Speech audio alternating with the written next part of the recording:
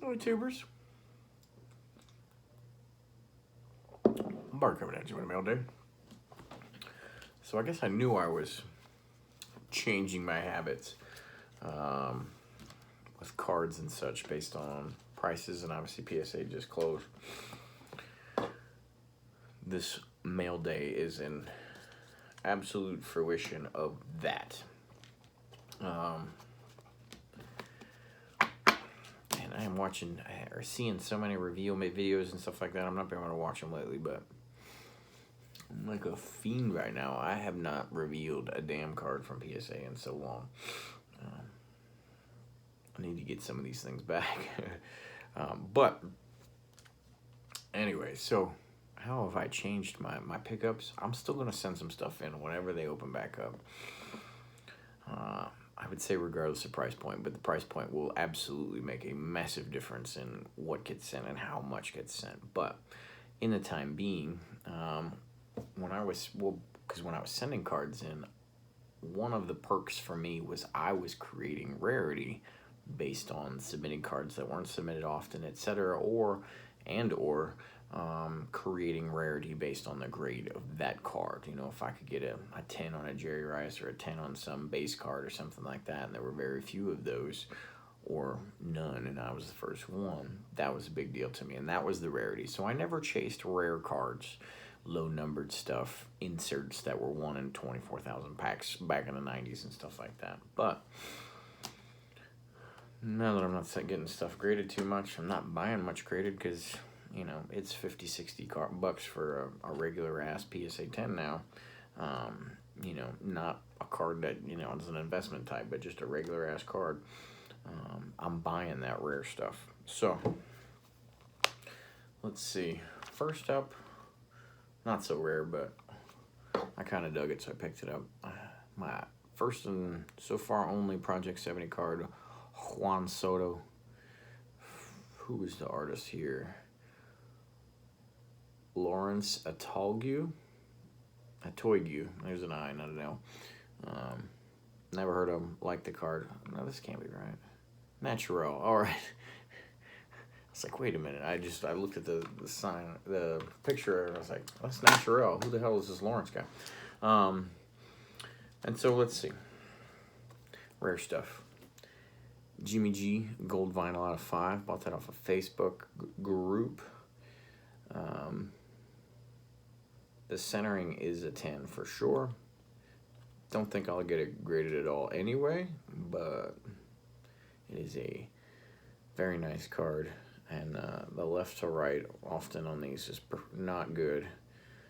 The best way I look at it is there's this little black, or this little shape comes down that creates this little triangle right at the bottom, and I look at the triangles to see if they're right about the same size or not, and that's how I tell. The seller tossed in a Rookies and Stars Jimmy G out of 35 and a Optic Blue out of 299, so that was kind of cool of them. And then let's see, I got a triple black diamond die cut of Steve Young, a yellow from 98, and then a lot of this is numbered, so one of the worst looking low numbered cards of the 90s you'll ever see, but price was kind of right, and I just thought it was cool. And I do like when they're low numbered and the number is on the front. So out of 45 from 99 Pacific, that is opening day issue.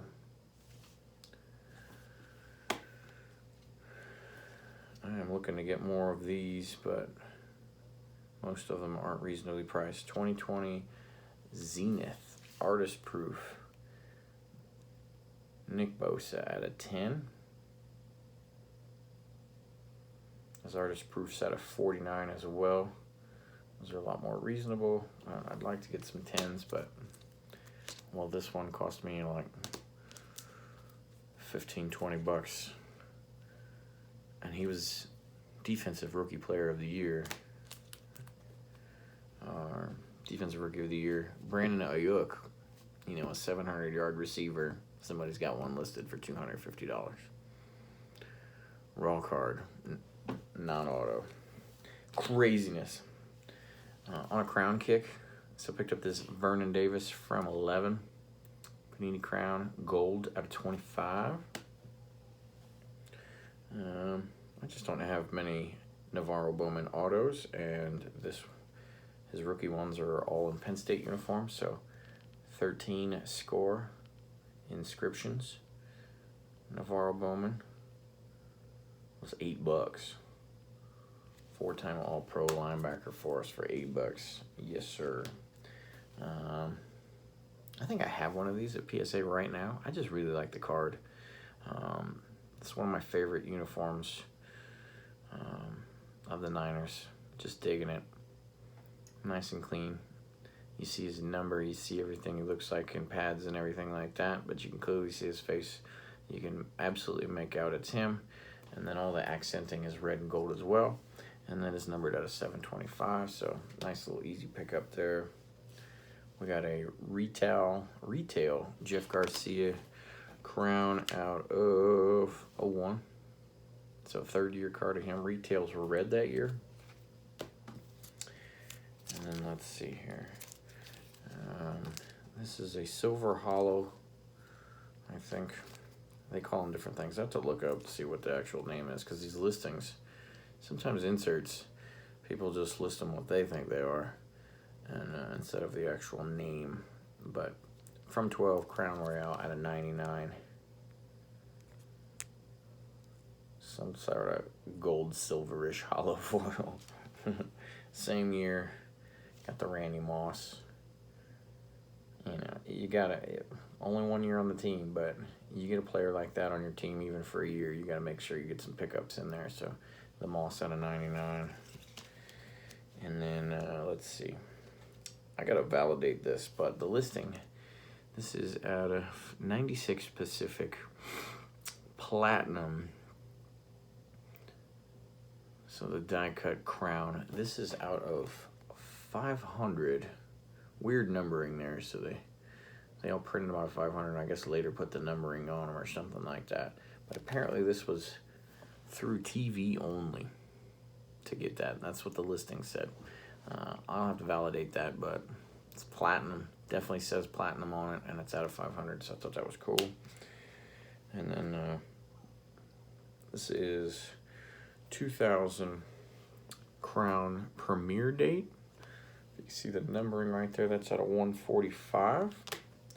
And then very similar to that, but with a silver crown instead of a gold. Kind of a reverse coloring on the crown there.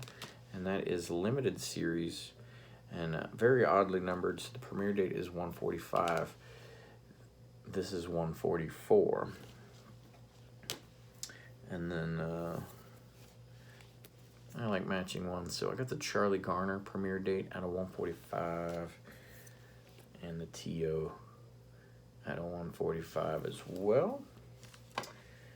Then I had this card, sold it to a buddy of mine with a bunch of other Montanas, and just kind of missed it. Pro Set is what I got started on. I could buy boxes cheap. When I visited my grandparents, some guy had a card store in his detached garage or something like that, and we used to go down there, and I'd get them for $8 a box. 91 Pro Set, 91 scores were the same, and I would buy tons and tons of them.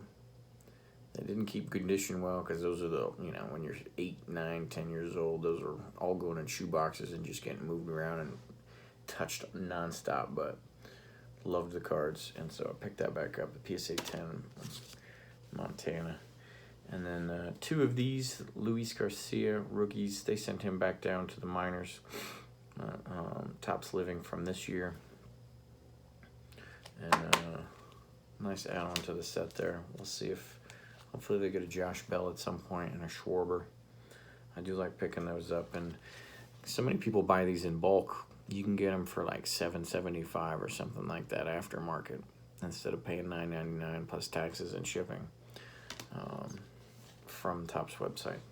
And then shout out to Michael Thomas. He sent me a nice little hookup care package here, and this is a rare one.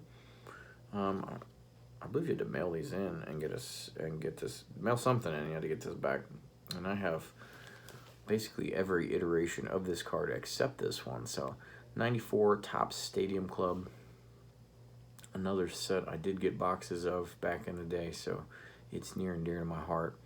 They have first day issues. They've got Super Bowl 29 logos, members onlys, or something else. And then this division winner. And I did not have the division winner, so pretty cool there. And don't know if I'm going to open this, but I've been seeing these for years and years. I never pulled the trigger or anything like that. But this is a team set from 95 Topps Stadium Club. Master photo. I imagine there's about 8-10 of them in here. It's pretty cool. And so thanks, Mike. I appreciate that. And make sure I didn't miss anything. Yeah, only one graded card. That's the world we're living in right now. So I'm just buying low-numbered inserts from back in the day that I was slacking on before. And we'll see where that gets me over time. But fingers crossed that when they open back up, which they look like they're on track to open back in July, which is crazy to think, especially being 10 million cards behind. God, I hope it's 20 bucks or less. Anything else, and I don't. That's tough for the regular collectors. You guys know what I'm talking about. That's crazy stuff. But baseball season, Nats ain't doing so good.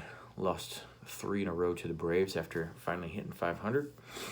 And then we just split with the Yankees. I feel like a Mets fan right now. Scherzer went 7 innings, only gave up 1 earned run, 14 Ks, and we didn't win the game.